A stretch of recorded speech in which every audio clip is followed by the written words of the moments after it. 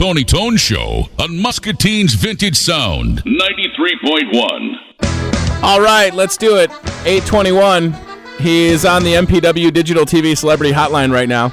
Carmine Appice. Oh, man, the book. I can't wait to get it. The book is called Stick It, My Life of Sex, Drums, and Rock and Roll. Carmine, how you doing, buddy? I'm very good, man. How you doing? I want to make sure. I'm great. I want to make sure. Did I say the last name right? Because I just watched. Yeah. Okay. You're right. My brother says Appice. Okay. Okay. But I say Appice. I've been saying Appice for a long time. And as the older brother, you're correct, right? Well, I used to be Appice, actually, and basically, when I joined Rod Stewart, everybody said my name, Appice, Appice, Peachy, Appice, and Rod said to me, you got to say one way for your name. Well, what do most people say? And most people were saying Appice, and I used to correct them to Appice. So I said, most people say Appice. He said, why don't you do that? And you can be Carmine Appice. And then I did that, and then Ludwig did an ad, Ludwig Drums, everyone wants a piece of Appice. That made sense. And I was good for 4 or 5 years, and then my brother Vinny came out with Sabbath, and that was the end of it. Appice. I see you confusing everybody. So that's what happened. Oh, I love it. Well, congratulations on the book, buddy. Again, it's called Stick It, My Life of Sex, Drums, and Rock and Roll. The process for you, Carmine, to write the book, did it come naturally? Was it a process? Did it take a long time or what? It did take a while. I started this book in 1982 when I was on tour with Ted Nugent. Wow. And I started by writing, doing tapes, talking into 90-minute cassette tapes. I had a dozen of them.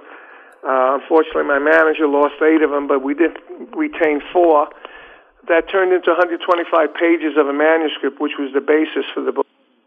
Okay. And then we went on and continued to write the book, and then it got on the back burner, and it was one of those things, Oh yeah. So it was like little by little, and by the time the 2000s come, I got more serious about it, and I started writing stories, and it was like one of those deals. And eventually, I was, I got a deal with VH1 Books, and then they gave me the writer I have now, who's a great writer, and his name is Ian Giddens. He wrote Nikki Sixx's book, and when they gave me his book, his writer, the book really came alive. We started from scratch. He used that manuscript as a basis, but then we started from scratch. We did interviews. I took him to Brooklyn. He's from London. I met him in London. I met him in Madrid. We did interviews for 3 or 4 days. Then he came here for 3 or 4 days to New York. We took him to Brooklyn and everywhere. And then by the time we finished the book a year and a half later, VH1 Books went out of business. Oh, my gosh. Yeah, so then we had to get another deal, which took a few months. And then once we got the deal, which was last June, then we started putting everything together, So it takes that long. Holy cow. It took a while. It's a good 2-year process once you actually got the writer and if you had the deal. But then if you didn't have a deal, it takes you another 6, 8, 10 months to get a deal, Carmine, when you're writing this book and you're remembering these stories, I mean, did you get to a point where you thought, I'm going to have to leave out a few of these because you don't know how long of a book can you write? See, I didn't do that. My writer did that. Okay. He's the one he edited out a lot of stuff, a lot of detail that I said, if this book does well, I'll do the next book of vignettes, which will be all the stuff that we left out that I considered important, Like there'll be 2 or 3 paragraph stories of some of the stuff that was left out. I want to ask you about this because obviously he just passed away last week and it's affecting so many people. How did you happen upon living in a house with Prince before Prince was really well known? Well, it's funny. When we released the one sheet, this is a few weeks ago, that there was in the one sheet, and it wasn't that big a deal. But now since Prince died, it's always one of the main questions I've been answering. And I was getting divorced, and I had a friend of mine that worked who's one of the managers of Prince, that manages with Cavallo, Ruffalo, Farnoli, and she was the second tier down manager that would handle Prince every day, And so when Prince came into L.A., he hated hotels, so he used to stay at her house.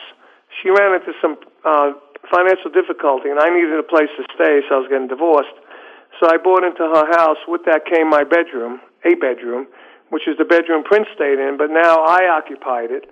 But I was on the road a lot still with Rod, and I had a girlfriend that I stayed at her house, so I wouldn't, I wouldn't be there a lot. And when I knew he was there, I made sure, I'd stay at my girlfriend's house all the time. And I would go there during the day, and I'd see him, and and I would basically intimidate him because he was very shy, small, guy, very self-indulgent. He was like, I'd say, "Hey, Prince, hey, what's up, man?"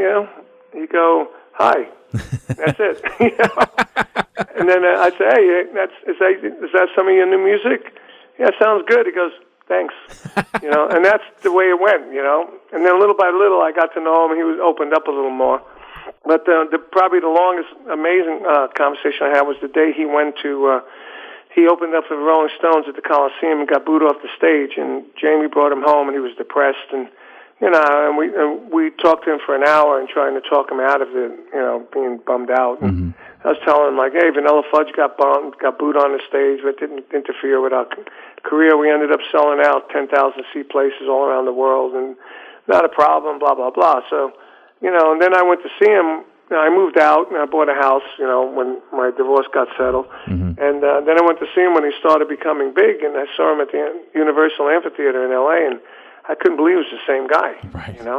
That's amazing. Like amazing. He is wearing women's underwear on stage, and he's got like this mattress. He's on the stage like he's having sex with the mattress. I mean, it was unbelievable. And I went backstage. I gave him an electronic drum I was endorsing at the time, so I knew he was into electronics. And and then Jamie, I just talked to her, and and over the years, she always told me, Prince really loved you and respected you, because of all the stuff that we did when he was coming up, and certain drummers of his played with him, and I would say to them, hey, say hi to Prince for me, and they would come back to me, a couple of weeks later, hey, Prince says hi back to you, man. I said, oh, that's cool. That's awesome, buddy. So it was quite an unexpected situation, and and his death was really unexpected because Jamie still swears he never did drugs. She was managing for. Well after the Purple Rain era. Sure.